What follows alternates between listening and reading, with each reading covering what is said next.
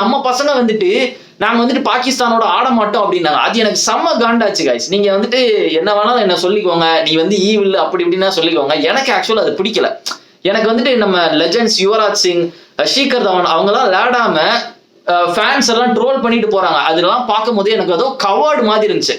நம்ம பாகிஸ்தான் அடிக்கணுமா, அவனுங்களை எல்லா இதுலையும் அடிக்கணும், அவனுங்களை வார்ல அடிக்கணும், எக்கனாமிக்ல அடிக்கணும், அவங்களை ஸ்போர்ட்ஸ்ல அடிக்கணும், எல்லா இதுலயும் அடிச்சுதான் நம்ம ப்ரூவ் பண்ணணும் நம்ம இந்தியன்ஸ்னு. அவங்க கூட லேடாம போறது அதெல்லாம் நல்ல இல்ல. நீங்க எல்லாம் போட்டு வீராப்பா பேசலாம், லெஜெண்ட்ஸ் ரெஸ்பெக்ட் பண்ணலாம் இந்தியாவை. அவங்க வந்துட்டு லேடல பாத்தீங்களா பாகிஸ்தானோட. இன்னொரு சைடு எடுத்து பார்த்தனா அவனுங்க கெத்தா நம்மள ஆடாம ஃபைனலுக்கே போயிட்டானுங்க. நினைச்சு பாருங்களேன், இப்போ ஒரு வேர்ல்ட் கப் மேட்ச் வருது, பாகிஸ்தான் ஆட விடாம அவனுக்கு போய் வேர்ல்ட் கப் ஜெயிச்சிட்டா அது நமக்கு எப்படி இருக்கும்? அவனுங்களை எந்த இதா இருந்தாலும் அவனுங்களை அடிச்சுதான் நம்ம பாகிஸ்தானை அடிக்கிறது என்ன புதுசா என்ன, எப்பவும் நம்ம தான் போட்டு புரட்டி எடுப்போம்.